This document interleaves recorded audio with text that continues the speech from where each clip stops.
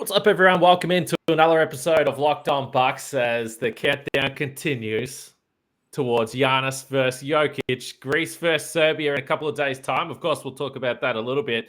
And naturally, we're talking about Kevin Durant today. The Bucks made a couple of inquiries into potentially a trade for Kevin Durant. That's interesting. We need to talk about that. But now it seems that Kevin Durant is staying in Brooklyn, at least for the start of the season.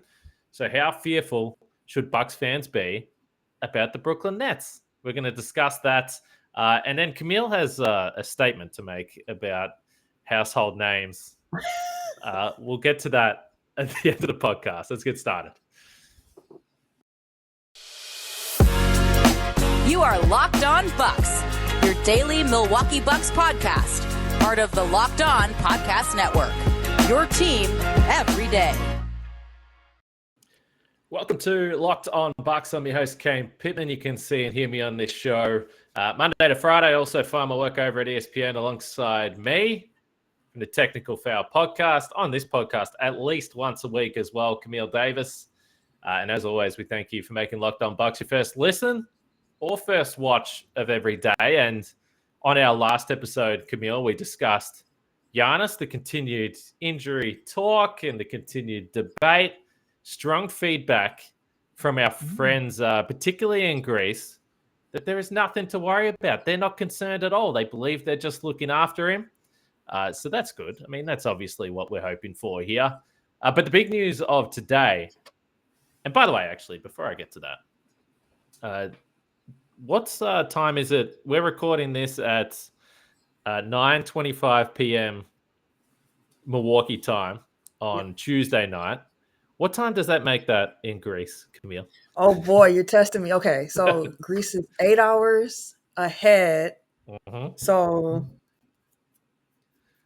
it's 5:25 in the morning in Greece. I learned something today, everybody. Well, that's exactly right. And the reason why is because we were both fumbling around trying to figure this out. Because I'm trying to work out Australia time, but also understand Milwaukee time, but then also know Greek time.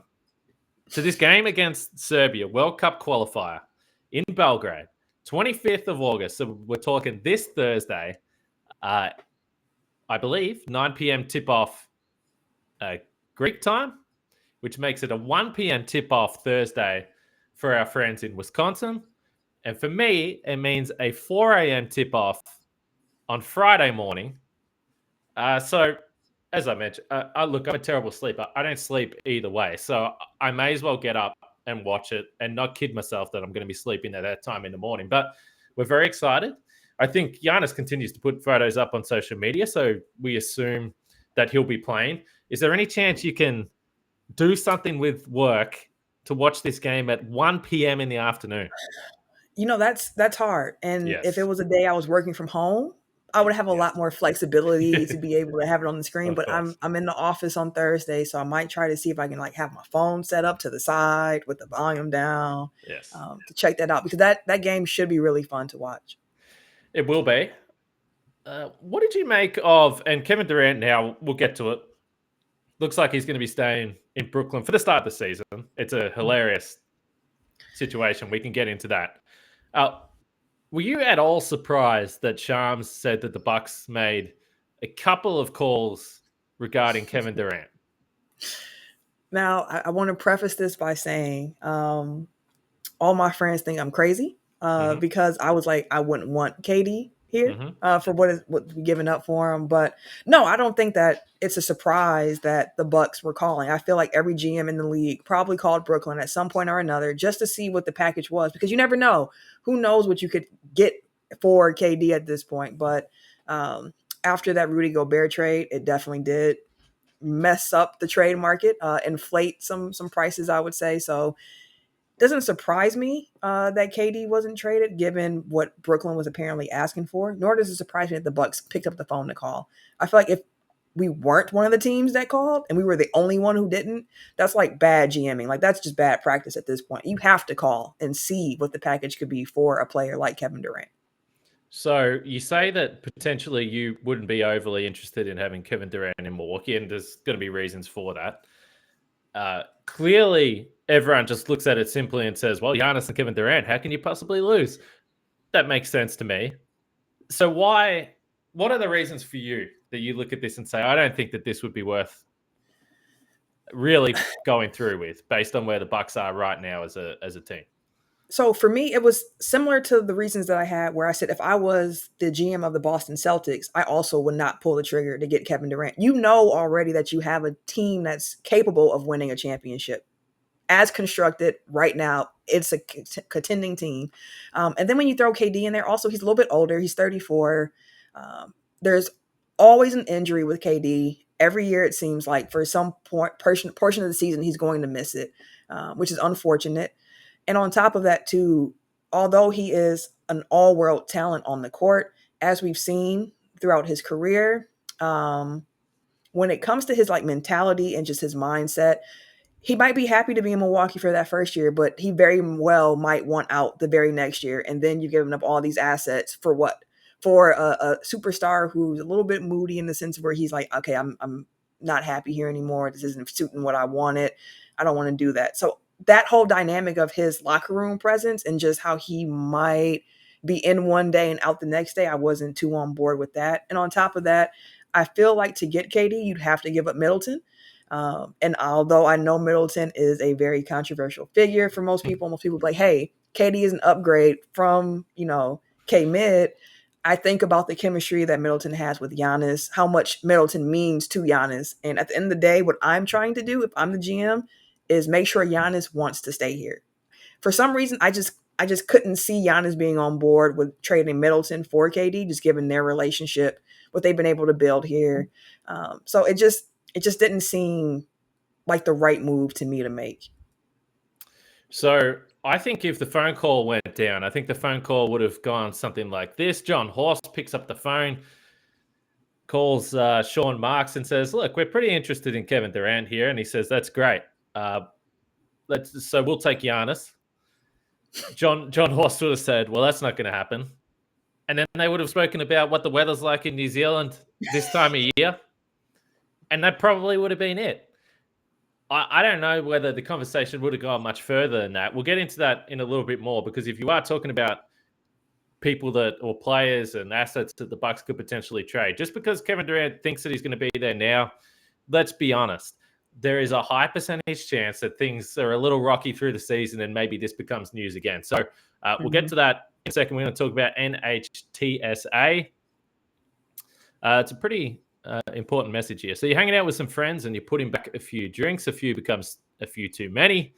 As the evening comes to an end and people start to head out, you think of calling for a ride.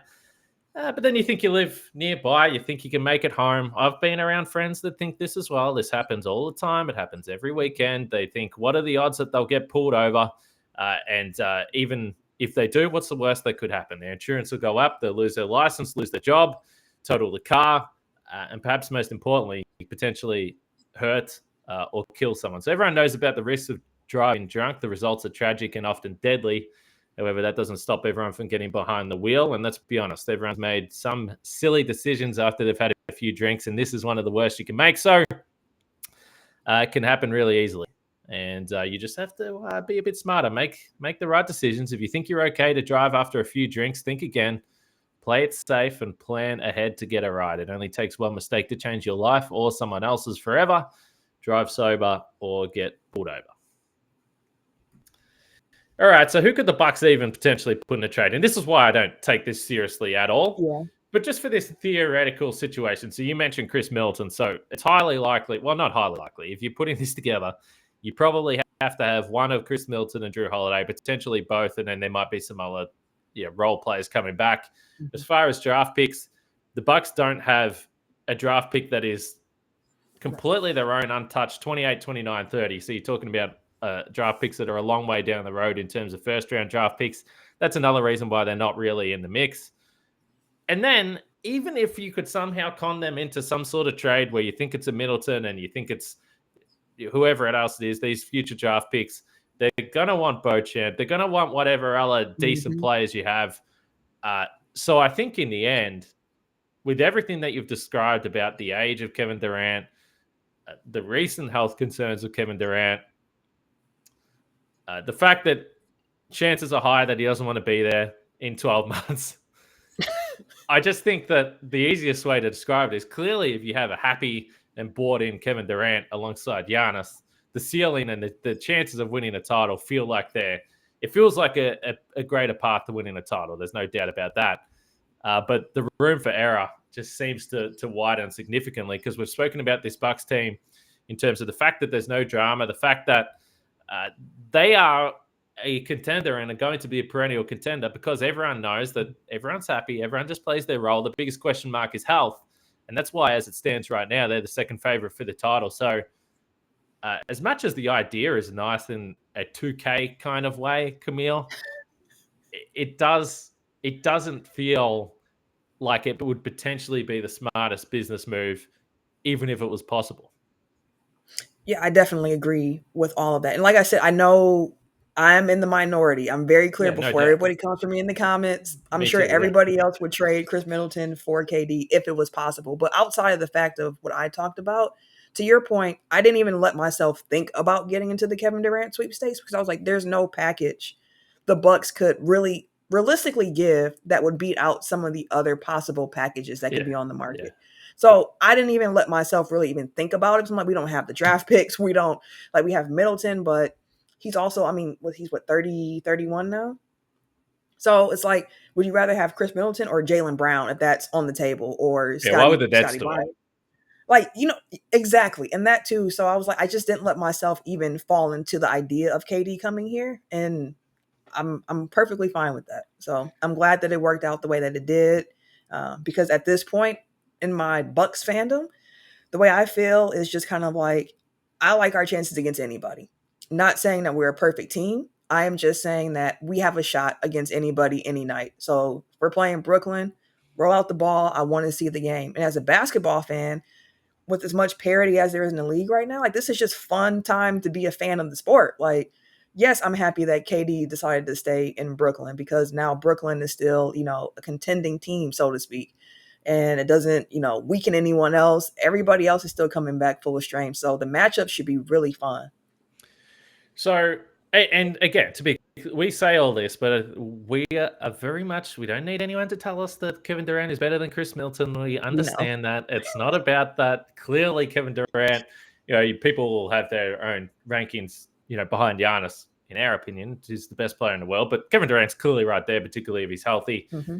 And the one thing I will say, and this now we move forward to the Nets, because the question I have for you is then with Kevin Durant, Ben Simmons, Kyrie Irving, Curry, Joe Harris is back healthy. TJ Warren, I guess they picked up. There's a question mark there.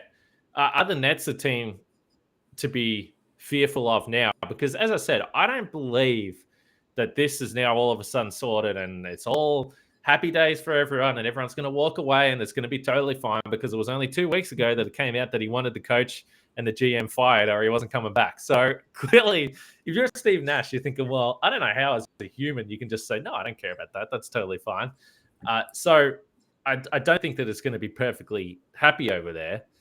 But we did see last year with Kevin Durant, even if he wasn't necessarily happy with the situation, when he was healthy, he was absolutely dominant. So there should be no questions of the standard that he's going to play to for this team. So are you scared of the Nets? I'm not scared of the Nets. I'm not scared of anybody in the East at all. So there we go. Looking at Brooklyn. When I look at Brooklyn, though, I do think Brooklyn's going to be a really, really good team. I'm not saying we're going to sweep Brooklyn in the regular season, or if we saw them in the playoffs, it'd be a sweep or anything like that. I want to make that very clear. I don't think any of this is going to be easy. I just think that we also have a very talented team.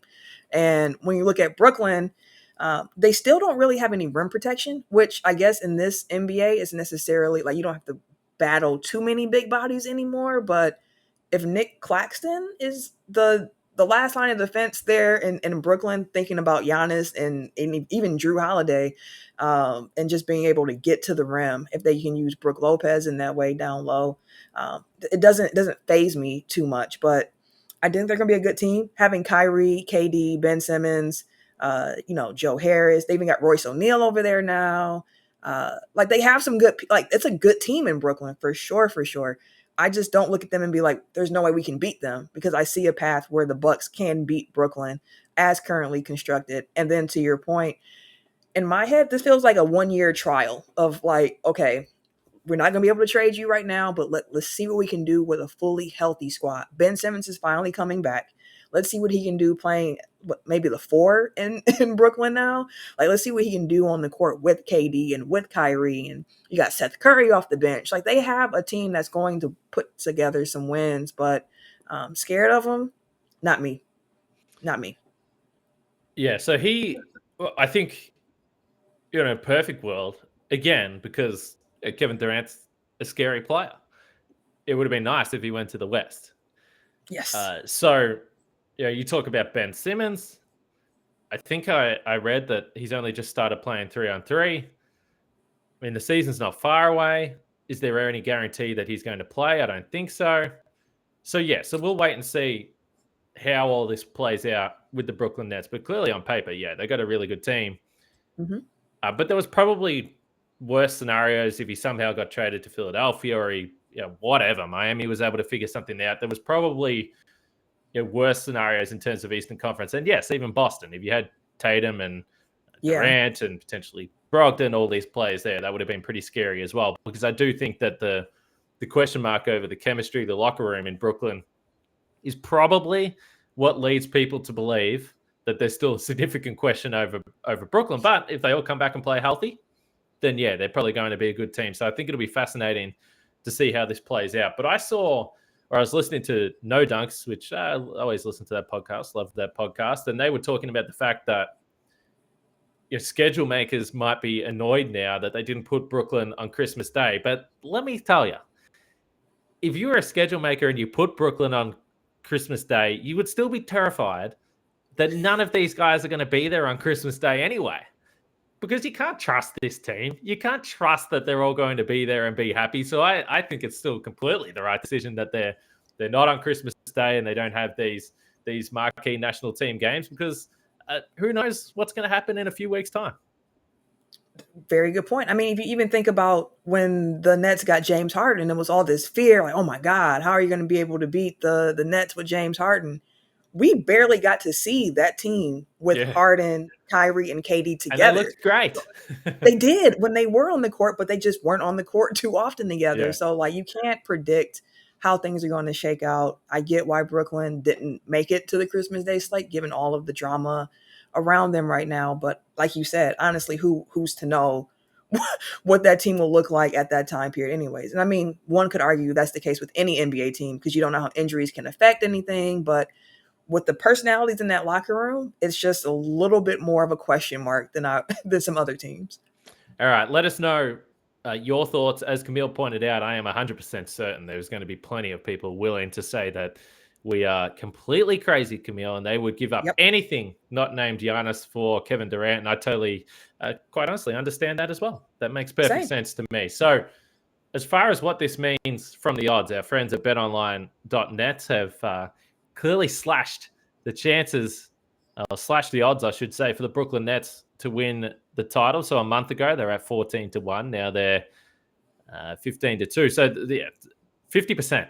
The price has come in, so you missed your chance yesterday to get on the Nets there at betonline.net. The Bucks are still second favorite to win the title, only behind the Boston Celtics, who came out a little bit. Perhaps there were some people that thought that Kevin Durant was going to go to the Boston Celtics, so they're putting their money on Boston there for the title. So it's Boston the favorites, followed by Milwaukee, followed by Golden State, and then the Brooklyn Nets now come in as the equal fourth favorite with the LA Clippers as well. But go to betonline.net.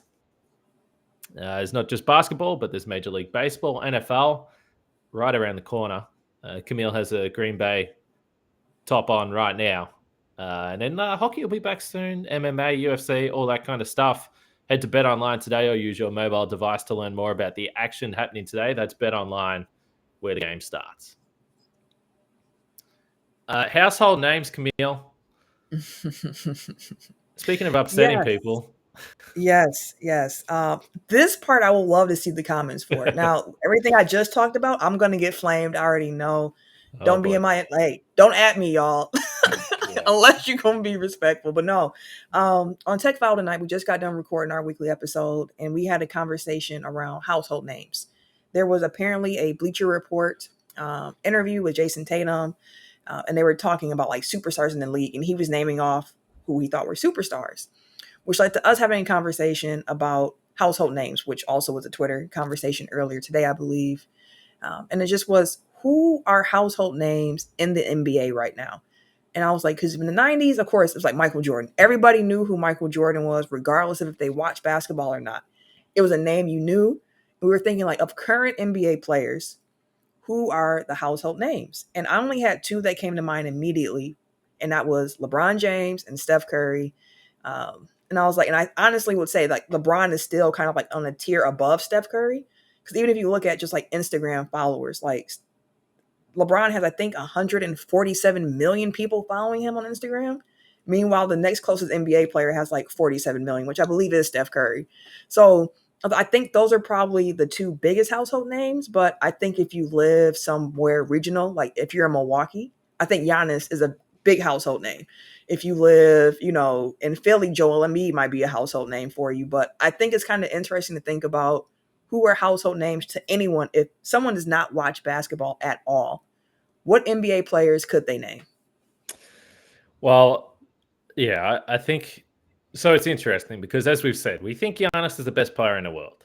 Mm-hmm. So the idea that he's not known by every single human on earth is hard for us really to discuss, because I can't put myself in the shoes of someone that knows nothing about basketball. It's a little bit hard for me to do.